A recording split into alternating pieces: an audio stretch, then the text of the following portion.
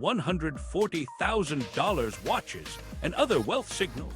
These displays become particularly striking when examined against Putin's official presidential salary of about $135,000 per year.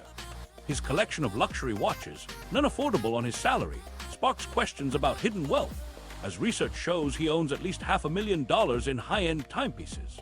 The most expensive piece in this collection is a Patek Philippe perpetual calendar timepiece valued at approximately $140,000.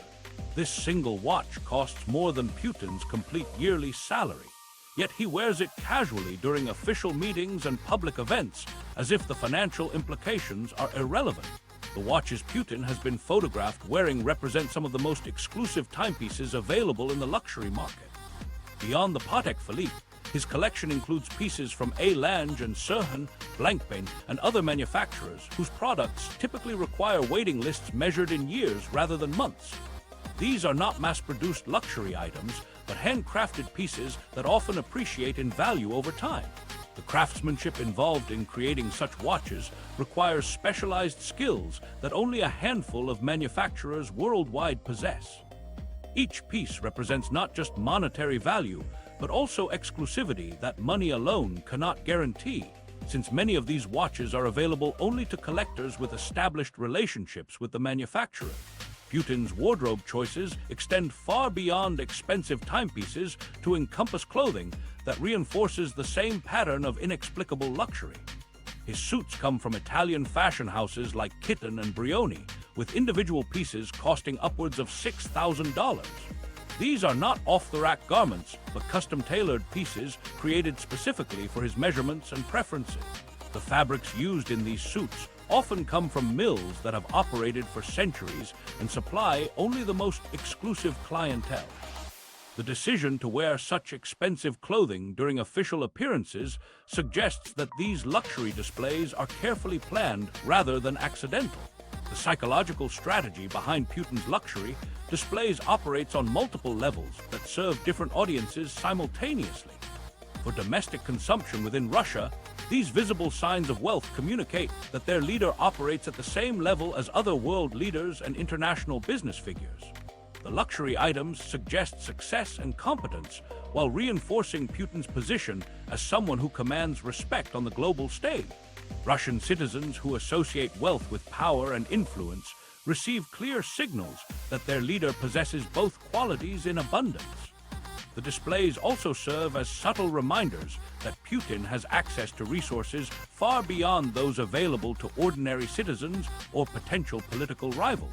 International audiences receive different messages from Putin's luxury displays, though the underlying power dynamics remain similar. Foreign leaders and diplomats understand that someone who can afford such expensive items without apparent concern for cost operates with significant financial backing. These displays suggest that Putin is not constrained by the budget limitations that affect most government officials. The message to international business communities is equally clear. This is someone who understands luxury markets and operates comfortably within elite financial circles. The watches and clothing serve as credentials that establish Putin's membership in an exclusive global community of wealth and power.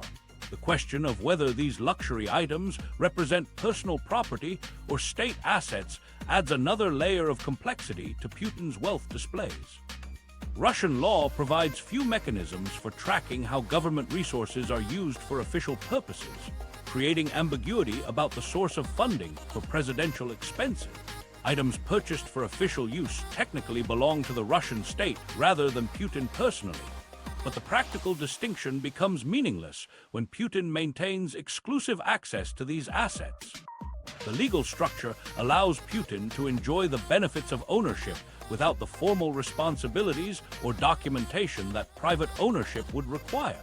Putin's public appearances reveal careful calculation behind each wardrobe choice and accessory selection. Different watches appear for different types of events, suggesting that his staff coordinates these decisions based on the intended audience and message.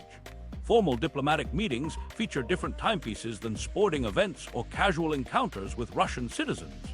The consistency of luxury across all these contexts indicates systematic planning rather than random personal preferences.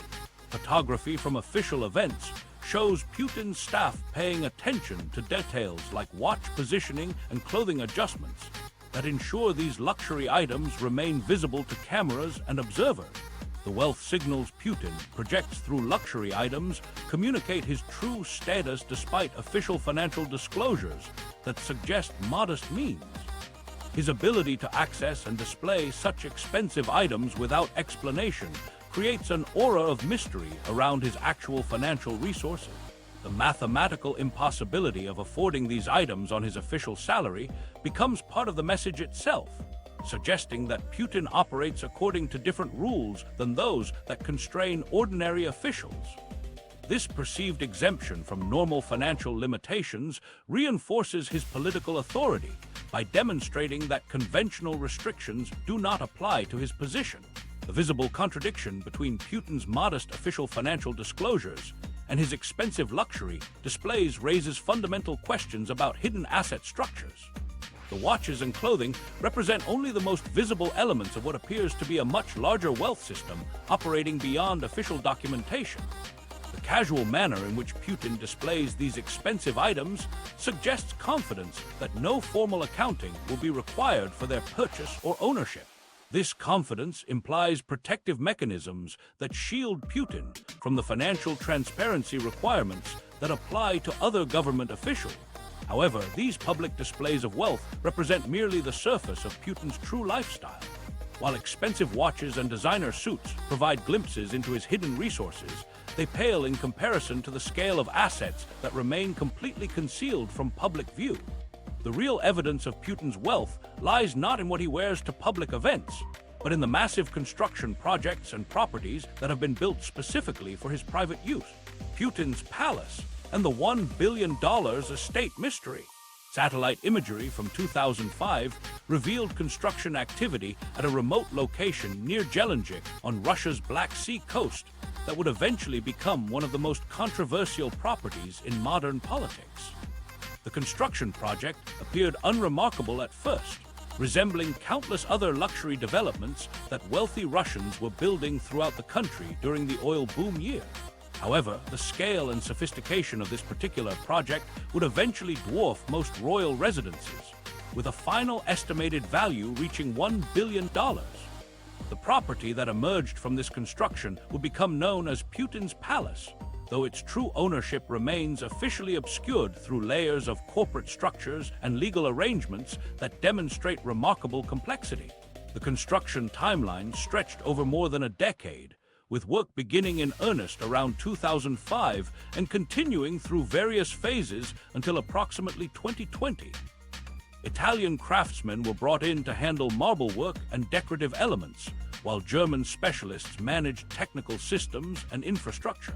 The construction employed hundreds of workers at peak activity periods, though strict security protocols prevented most personnel from understanding the full scope of the project they were contributing to.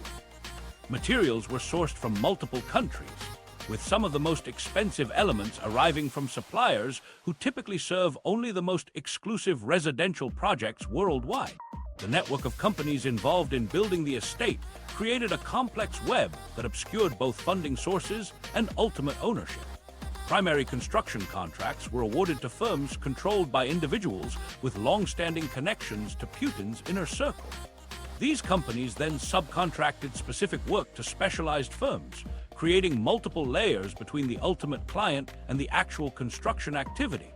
Financial arrangements involved offshore entities registered in various jurisdictions, making it extremely difficult for investigators to trace the flow of funds from their sources to the construction site.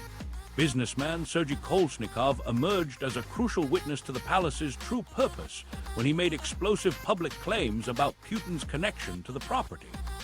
Kolesnikov had been involved in managing various business interests connected to Putin's associates and claimed direct knowledge of how the palace project was financed and controlled. According to Kolesnikov, Putin was able to afford the palace's construction thanks to receiving 94% of shares in Lyris holding from Nikolai Shamalov, a longtime Putin associate. Kolesnikov stated that he had no reason not to believe that the palace was built specifically for Putin's use. though he provided these claims after fleeing Russia and seeking asylum abroad. Despite Putin's public denials of any involvement with the palace, multiple sources report his frequent presence at the estate throughout its construction and after its completion. Local residents in the Jelinek area have observed increased security activity during periods when Putin is allegedly visiting the property. Federal Protective Service personnel, who typically provide security only for senior government officials, maintain regular presence at the estate and control access to surrounding areas. The security arrangements mirror those used for official presidential residences, suggesting that whoever uses the palace receives protection normally reserved for heads of state. The architectural features and amenities within the palace rival those found in historical royal residences, with some elements exceeding the luxury standards of most contemporary billionaire estates. The property includes a marble swimming pool decorated with statues of Greek gods, an amphitheater suitable for private performances, a regulation ice hockey rink, a casino, and a nightclub. Interior furnishing costs reached extraordinary levels, with dining room furniture alone valued at $500,000 and bathroom accessories, including Italian toilet brushes, priced at $850 each. The estate requires a permanent staff of 40 people whose annual salaries and operational costs total approximately $2 million, indicating that maintaining the property demands resources far beyond those available to most private individuals.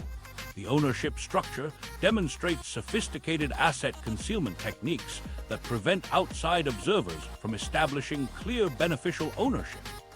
Research confirms the palace was sold to Alexander Ponomarenko in 2011 for approximately $350 million. Ponomarenko, a former Putin associate, purchased the estate from a group led by Nikolai Shamalov and claimed he bought the project because it represented a steal of a deal due to construction delays caused by funding shortages. This transaction occurred during a period when several high-profile Russian properties changed hands, often at prices that appeared to be below their actual development cost. The ownership remains deliberately opaque, with control exercised through proxies like Ponomarenko and Shamalov rather than direct ownership that could be traced to Putin personally.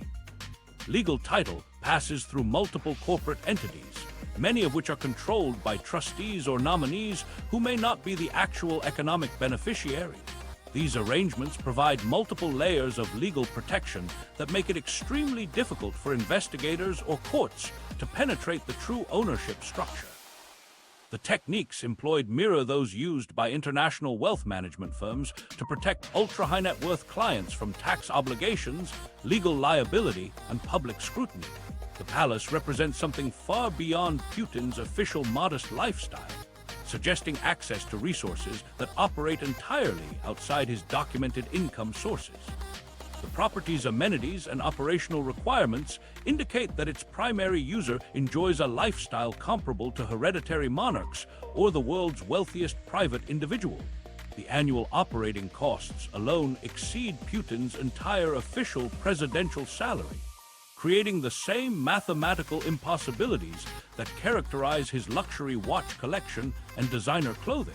The Jelinek estate exemplifies the enormous gap between Putin's official financial disclosures and his actual living standards, providing concrete evidence of wealth systems that operate beyond traditional governmental accountability mechanisms.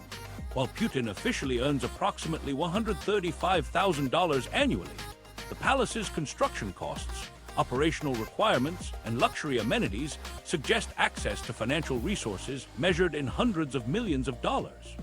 The property stands as perhaps the most visible symbol of how political power in Russia has been converted into personal wealth through structures that maintain legal cover while serving private objectives. However, even this billion-dollar palace represents only one component of a much larger system designed to protect Putin's accumulated wealth and power. The true genius of his approach lies not just in acquiring assets, but in creating legal and political structures that ensure his continued control over them regardless of changing circumstances. The constitutional coup that made Putin president for life.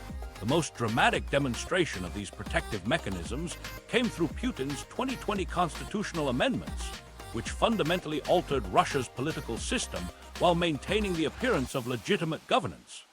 The announcement arrived in March 2020 during what appeared to be routine legislative proceedings, but the proposed changes would eliminate the primary constitutional mechanism that could have forced Putin from office. The timing seemed particularly calculated, occurring during early stages of global pandemic disruption when public attention was focused elsewhere, and mass gatherings for political protests would be difficult to organize. The amendments that emerged from this process contained dozens of changes, but the most consequential provision reset Putin's presidential term limits to 0. Under the previous constitutional framework, Putin faced mandatory retirement in 2024 after serving what would have been his final allowable terms. The new amendments eliminated this restriction by declaring that previous terms would not count against future eligibility. This technical adjustment meant that Putin could seek re-election in 2024 and potentially remain in office until 2036, extending his presidency for an additional 12 years beyond what Russian law had previously permitted. Legislative procedures moved the amendments through both chambers of parliament with remarkable speed, completing the formal approval process within weeks of their introduction. Putin's political team packaged the constitutional changes alongside popular social benefits designed to ensure broad public support for the overall amendment package. The proposal included provisions for minimum pension guarantees, healthcare improvements, and enhanced worker protections that appealed to ordinary Russian citizens struggling with economic pressures. These social benefits were prominently featured in government messaging about the amendments, while the term limit changes received considerably less public attention. The constitutional referendum, held between June 25 and July 1, 2020, employed unprecedented voting procedures that departed significantly from standard electoral practices. Voting occurred over multiple days rather than a single election day, and ballot boxes were placed in locations like parks and courtyards rather than only traditional polling stations. These innovations were officially justified as pandemic safety measures, but they also created opportunities for electoral manipulation that would have been impossible under normal voting conditions. The amendments significantly weakened both legislative and judicial branches of government, concentrating additional power in the presidency. The Federation Council lost several important privileges, including the power to confirm the Prosecutor General and regional prosecutors, which transferred to presidential authority. These changes eliminated potential sources of institutional resistance to Putin's policies, while ensuring that key law enforcement positions would remain under direct presidential control. The amendments also strengthened presidential control over the judiciary by allowing the president to remove judges from the Constitutional Court, Supreme Court, and lower courts. Judicial independence suffered particularly severe damage through amendments that forbade the publication of dissenting opinions and prohibited public criticism of constitutional court rulings. These restrictions eliminated transparency mechanisms that had allowed legal scholars and civil society organizations to evaluate judicial reasoning and identify potential political interference. The changes ensured that future constitutional challenges to presidential actions would face courts with reduced independence and limited ability to explain their decisions to the public. This judicial subordination completed Putin's transformation of Russia's constitutional system into one that concentrates power in the presidency while weakening alternative centers of authority. According to research by Tatyana Stanovaya, founder of Art, Politic, these constitutional changes marked a pivotal shift towards a more authoritarian and repressive regime in Russia. The amendments were designed to strengthen the presidency and marginalize other branches of government, further consolidating Putin's power and allowing him to potentially remain in office until 2036. The regime became less tolerant and more repressive, with no tolerance for anti-Putin critics. The government began using vague laws on extremism to crack down on any speech or activity lacking official support, leading to harassment of media outlets and curtailment of their access to funding. The rushed timeline for constitutional approval prevented meaningful public debate about the long-term consequences of fundamentally altering Russia's governing system. Opposition political parties, civil society organizations, and independent media outlets had insufficient time to educate voters about the implications of the proposed changes. The government's overwhelming resource advantages in promoting the amendments made balanced public discussion nearly impossible. This limited debate served Putin's interests by preventing the emergence of organized opposition to the constitutional changes that might have complicated the approval process. International reaction to Putin's constitutional manipulation proved largely ineffective despite widespread criticism from democratic governments and international organizations. The United States and European Union imposed additional sanctions on Russian officials, but these measures failed to prevent the constitutional changes or meaningfully pressure Putin to reverse course. Western governments found themselves constrained by their limited leverage over Russian domestic politics and their reluctance to escalate economic conflicts during the global pandemic. Putin's constitutional strategy addressed the fundamental challenge facing any leader who has accumulated vast personal wealth through political connections. Leaving office would expose him to potential prosecution and asset seizure by successor governments seeking to demonstrate their anti-corruption credentials. The constitutional changes eliminated this vulnerability by ensuring Putin could remain in power indefinitely, protecting both his personal freedom and his financial empire. The amendments created a system where Putin's wealth accumulation and political survival became permanently interlinked, making retirement essentially impossible regardless of his personal preferences. The 2020 constitutional amendments represent Putin's most successful consolidation of power and wealth protection, creating legal frameworks that enable indefinite rule while maintaining superficial democratic legitimacy. These constitutional manipulations guaranteed Putin's control over Russia's political system until at least 2036, though the practical effect may extend considerably longer given the weakened state of potential opposition institutions. The presidency became the dominant force in Russian government, with parliament's prerogatives shrunk and the judiciary rendered dependent on presidential favor. However, this constitutional coup created an unexpected vulnerability that Putin's opponents would soon attempt to exploit. International pressure was about to intensify dramatically, with Western governments preparing economic measures they believed would finally force Putin to choose between his wealth and his power. Why sanctions made Putin richer, not poorer? The economic warfare that followed proved far more complex than Western policymakers anticipated.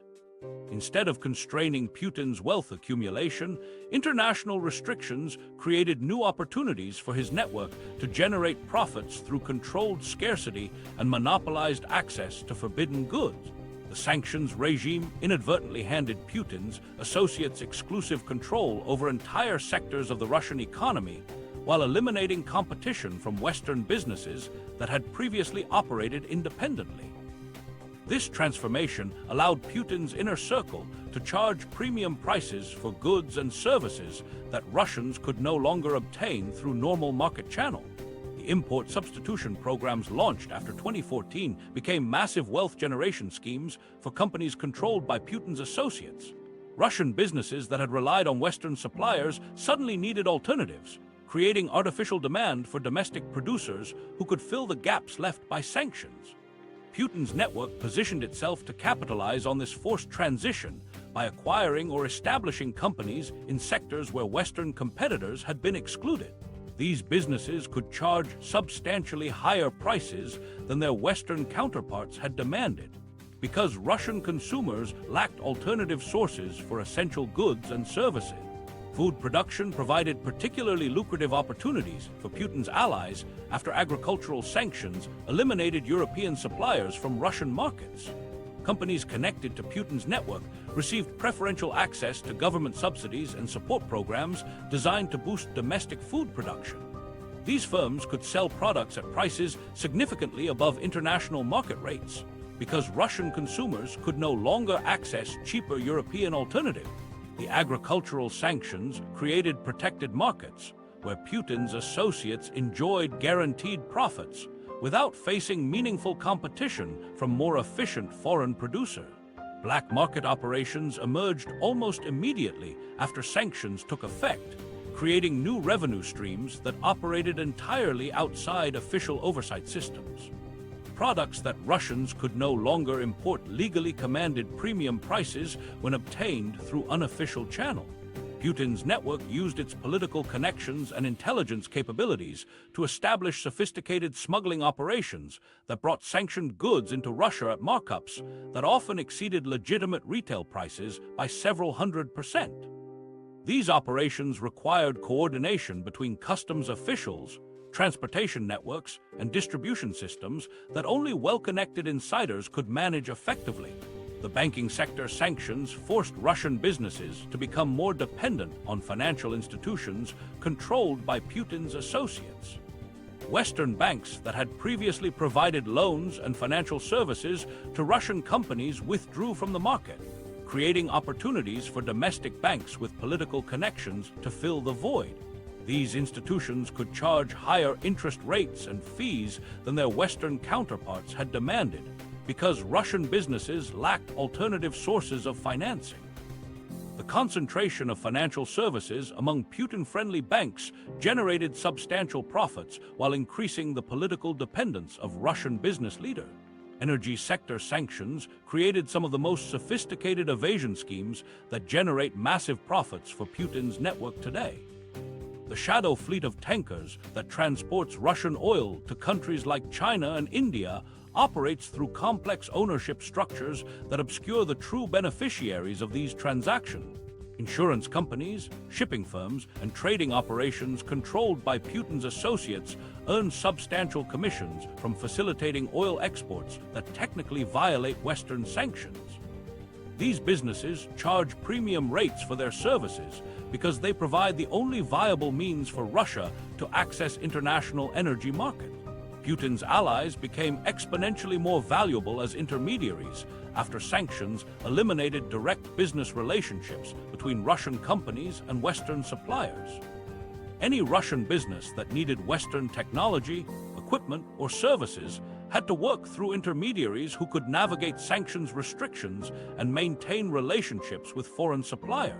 Companies controlled by Putin's network positioned themselves as essential middlemen who could charge substantial markups for facilitating transactions that had previously occurred directly between buyers and sellers.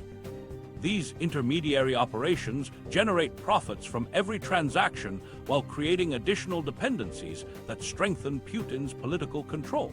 The management of Russia's isolation economy created entirely new categories of wealth generation that did not exist before sanctions took effect. Currency exchange operations became highly profitable as sanctions disrupted normal foreign exchange markets and created arbitrage opportunities for insiders with access to hard currency reserves. Trade financing operations that help Russian companies access international markets despite restrictions generate substantial fees and commission. Even basic logistics services like transportation and warehousing became more profitable because sanctions eliminated many competitors and created artificial scarcity in essential business services. Sanctions strengthened Putin's domestic position by eliminating potential rivals who might have challenged his authority using independent wealth sources. Russian oligarchs who had maintained substantial assets in Western countries found themselves forced to choose between their international holdings and their Russian operations. Those who opposed Putin's policies lost access to both their Western assets and their Russian business interests. This process eliminated independent power centers within the Russian business community while demonstrating the costs of challenging Putin's authority. The remaining oligarchs became more dependent on Putin's protection and more willing to share profits with his network. The defense industry transformation under sanctions created massive profit opportunities for companies connected to Putin's inner circle. Technology sanctions created particularly profitable smuggling operations as Russian companies desperate for Western equipment paid premium prices for products obtained through third-party countries.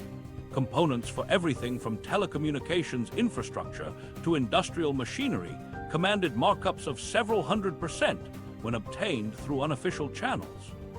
Putin's associates used their political connections to establish supply chains that brought sanctioned technology into Russia through countries like Turkey, India, and various Central Asian nations.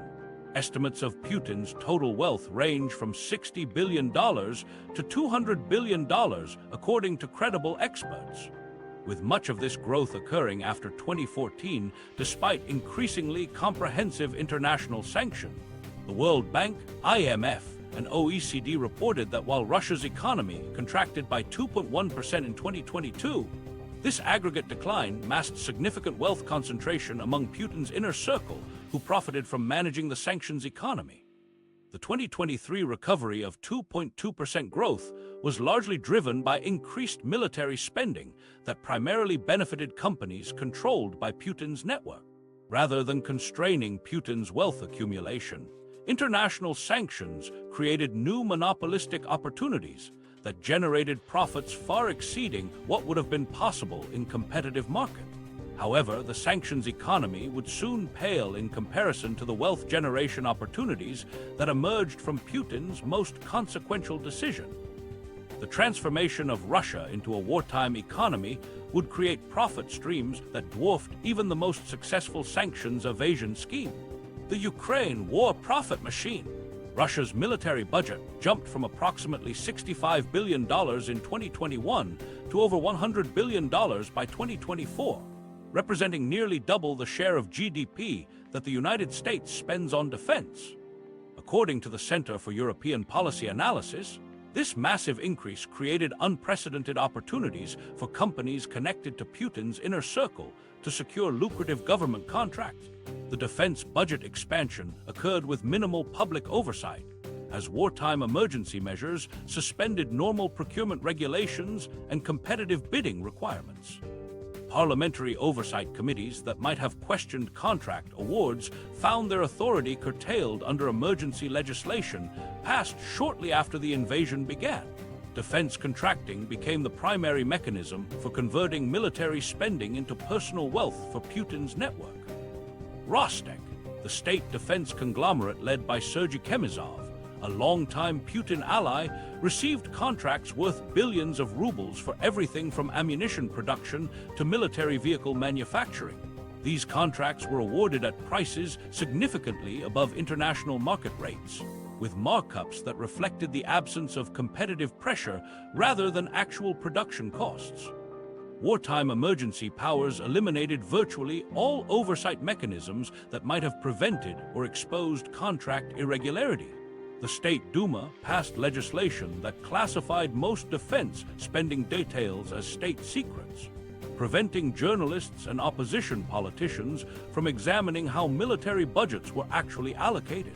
The human tragedy of the war provided cover for massive wealth redistribution schemes that transferred resources from ordinary Russian citizens to Putin's inner circle. Families of soldiers killed in action received compensation payments that were publicized extensively in state media, but the far larger sums flowing to defense contractors received no public attention whatsoever.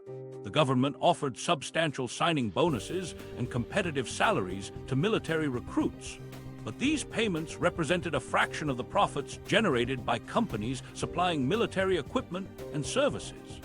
Public support for the war was maintained through narratives about patriotic sacrifice, while the primary financial beneficiaries remained hidden from public view. The second major profit center emerged from Russia's shadow fleet operations that transport oil to countries like China and India despite international sanctions. According to Atlantic Council research, these oil exports generate massive revenues through complex ownership structures that obscure the true beneficiaries of these transactions. Insurance companies, shipping firms, and trading operations controlled by Putin's associates earn substantial commissions from facilitating oil exports that technically violate Western sanctions. These businesses charge premium rates for their services because they provide the only viable means for Russia to access international energy markets under current restriction. The shadow fleet operates through sophisticated networks of tankers whose ownership changes frequently to avoid sanctions tracking.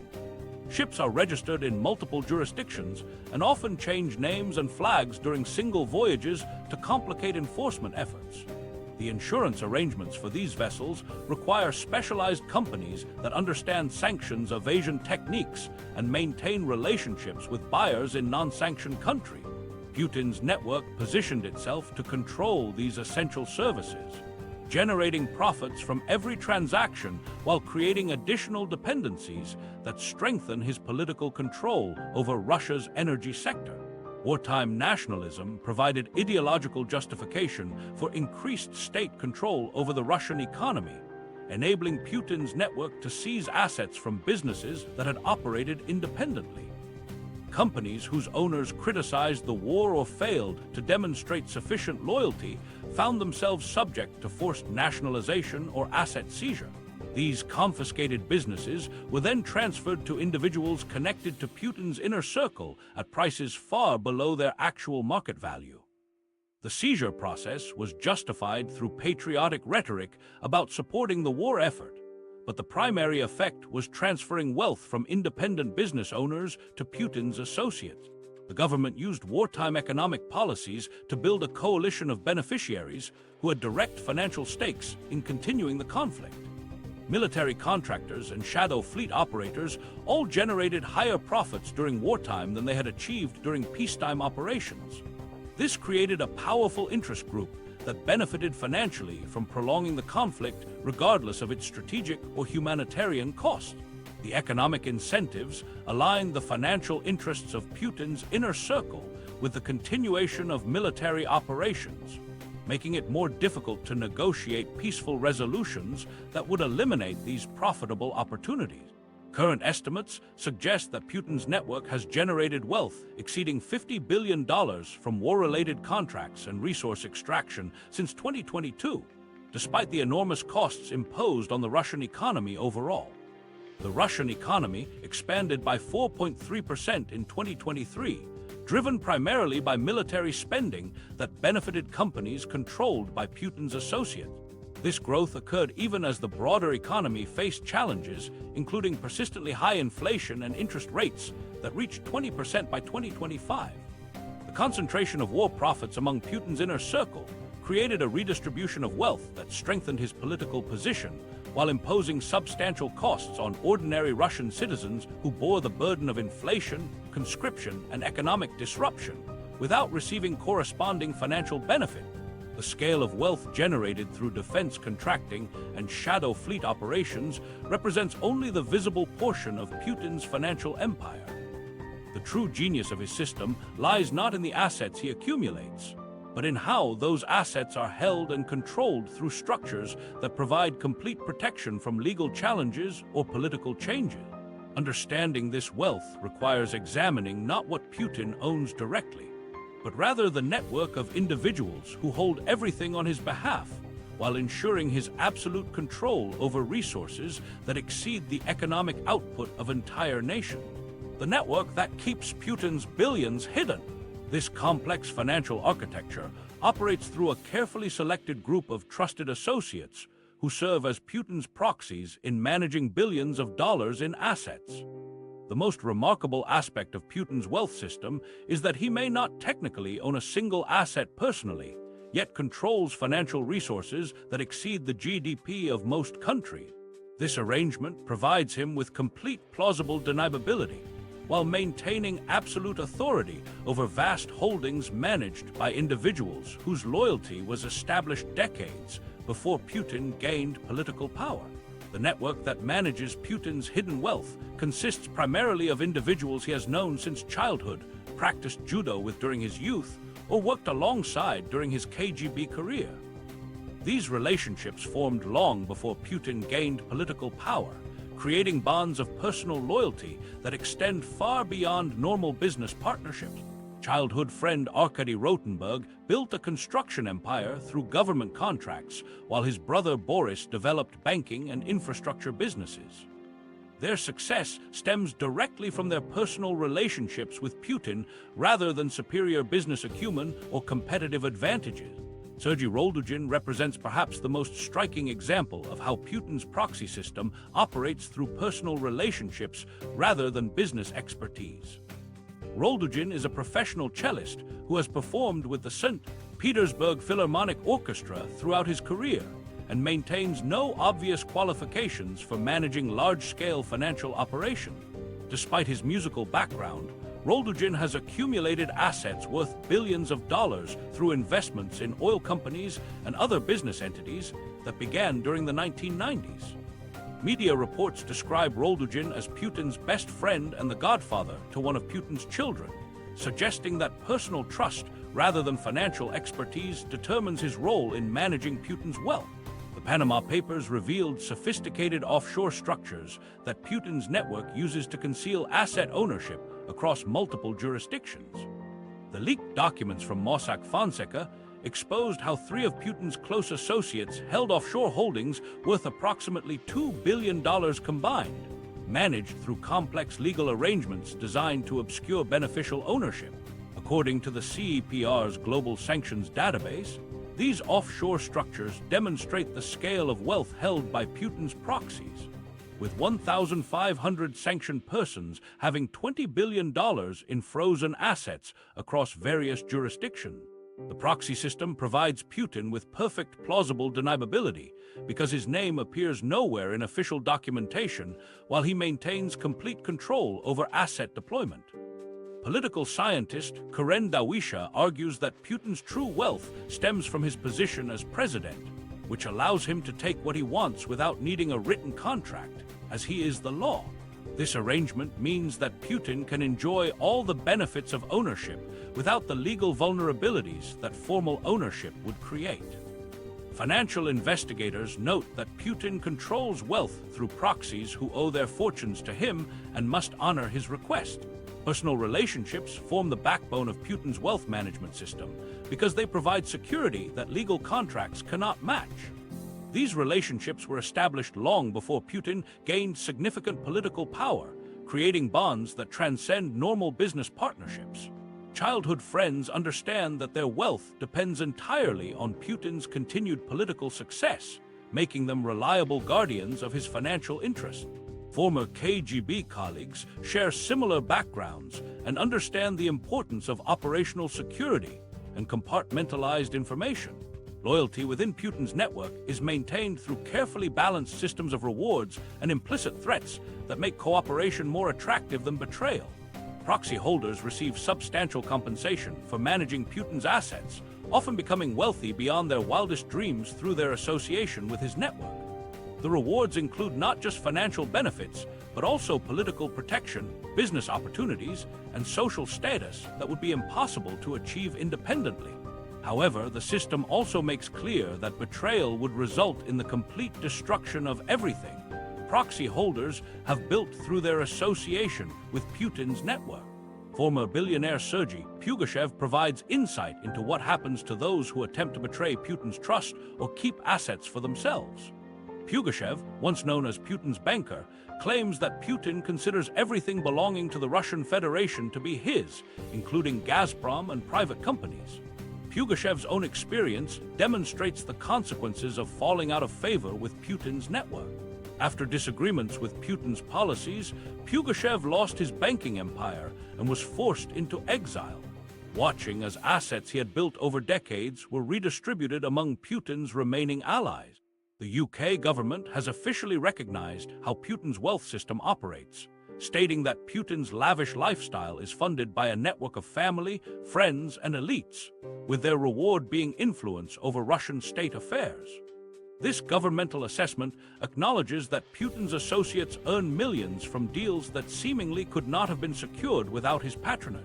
The Panama Papers revealed a consistent pattern where Putin's friends earned enormous profits from business arrangements that required political connections rather than competitive advantages or superior performance.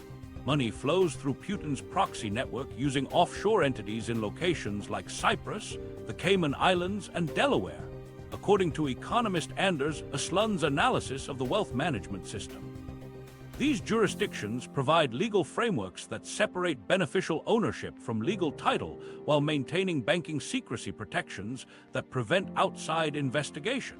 The offshore structures allow Putin's wealth to be invested in international markets, real estate developments, and business enterprises without creating direct connections to his political position. The true scale of assets held by Putin's proxies likely exceeds $200 billion, according to estimates from financial experts who have studied Russian corruption patterns. Bill Browder, CEO of Hermitage Capital Management, states that Putin's personal wealth exceeds $200 billion, accumulated through committing terrible crime. Economist Anders Aslund provides a more conservative estimate of $100 to $160 billion, derived from extracting $15 to $25 billion annually from Gazprom and other sources since 2006. These calculations assume that Putin controls approximately half of the wealth generated through his network, with the remainder staying with proxy holders as compensation for their services and to maintain their loyalty. This proxy network has proven remarkably durable over more than 2 decades, surviving multiple political crises and international sanctions while continuing to generate substantial returns on Putin's behalf. The system represents the successful implementation of a wealth management structure that provides complete legal protection while maintaining operational control over resources that rival entire national economies. Understanding the full scope of this financial empire requires examining how these vast holdings have evolved and adapted to meet the challenges of an increasingly hostile international environment. Putin's 2025 wealth empire and what it means for Russia's future. By 2025, Putin's financial empire has reached unprecedented scale, with current estimates placing his personal wealth between $100 billion and $200 billion, despite his official salary of approximately $110,000 annually. This fortune exceeds the entire GDP of countries like Hungary, New Zealand, or Bangladesh, demonstrating how one person has managed to accumulate resources comparable to entire national economies. Financial analysts who study Russian corruption patterns consistently arrive at figures within this range, though the hidden nature of Putin's assets makes precise calculations impossible. The wealth represents more than 2 decades of systematic extraction from Russia's state resources, energy revenues, and economic opportunities that should have benefited the entire population. Putin's wealth accumulation strategies have evolved significantly since 2022 to adapt to unprecedented international pressure and economic isolation. The shadow fleet of oil tankers that circumvents Western sanctions has become increasingly sophisticated, involving complex ownership structures and insurance arrangements that generate substantial profits for Putin's network. China has emerged as the primary facilitator of Putin's sanctions evasion schemes, providing over 90% of Russian semiconductor imports and serving as a crucial intermediary for restricted goods. Bilateral trade between Russia and China reached a record $237 billion in 2023, creating new revenue streams that flow through companies controlled by Putin's associates who manage these expanded commercial relationships.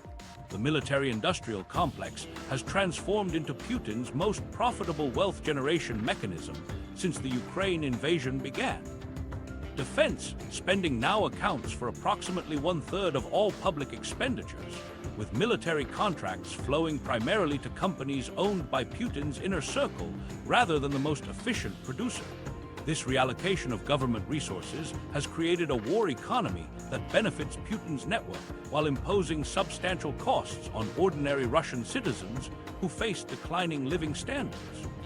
The shift toward military production has generated immediate profits for Putin's associates while undermining long-term economic development that would benefit the broader population. Putin's financial empire has demonstrated remarkable adaptability to changing international pressures through increasingly sophisticated evasion techniques. Kazakhstan, Turkey, and the UAE have become crucial intermediaries that facilitate trade and financial transactions despite Western restrictions. These arrangements require political connections and operational expertise that only Putin's network possesses, creating monopolistic advantages that generate premium profits on every transaction.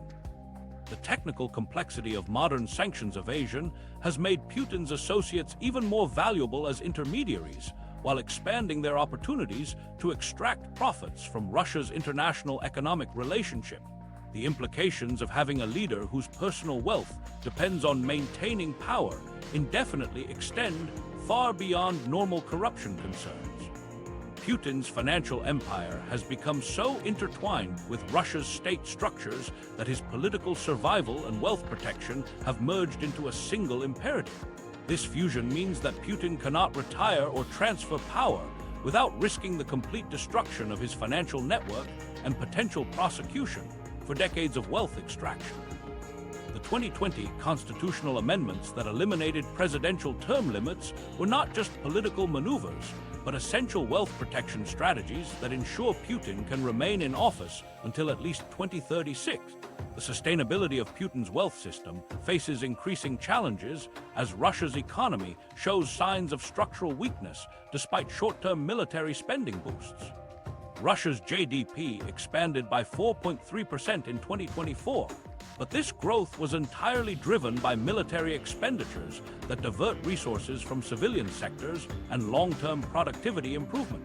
Interest rates reached 20% by 2025, while inflation continues pressuring ordinary Russians whose real wages and disposable income have declined significantly since 2022. The government maintains a budget deficit of 1.5% of GDP year-to-date, according to IMF data, forcing increased reliance on the National Wealth Fund to cover shortfalls, while labor shortages and supply chain disruptions threaten the foundation of Putin's wealth generation system. Putin's wealth concentration has created profound negative effects for ordinary Russians and the country's broader economic development.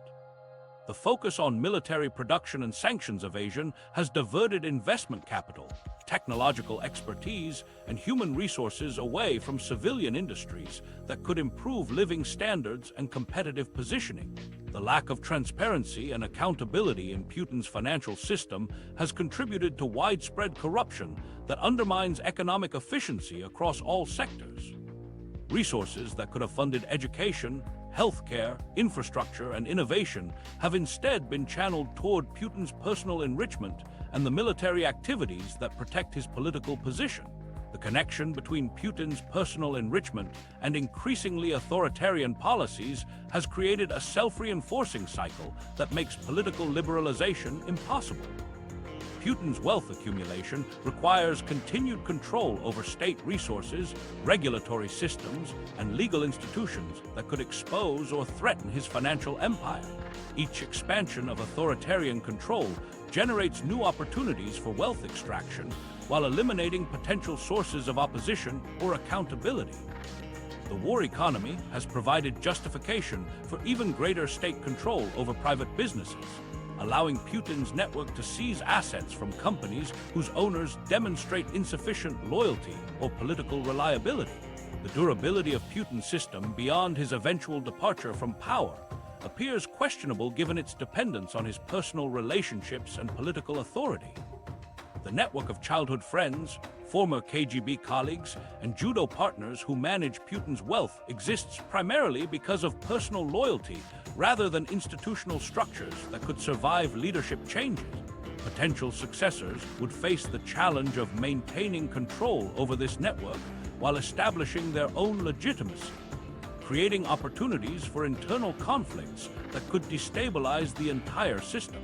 Putin's wealth empire represents a new model of authoritarian capitalism that demonstrates how political power can be systematically converted into personal wealth through legal structures that maintain plausible deniability while concentrating enormous resources in the hands of a single leader and his associate. The techniques Putin has developed for managing oligarchs, controlling investigations, manipulating constitutional frameworks, and adapting to international pressure provide a blueprint that reveals the inadequacy of traditional mechanisms for preventing corruption and ensuring political accountability. When confronting leaders who possess sufficient resources and institutional control to systematically undermine democratic constraints, Putin has achieved something unprecedented in modern politics by completely merging personal wealth with state power while maintaining plausible deniability through trusted proxies and shell companies. His system demonstrates that democratic institutions worldwide face a fundamental challenge they were not designed to address.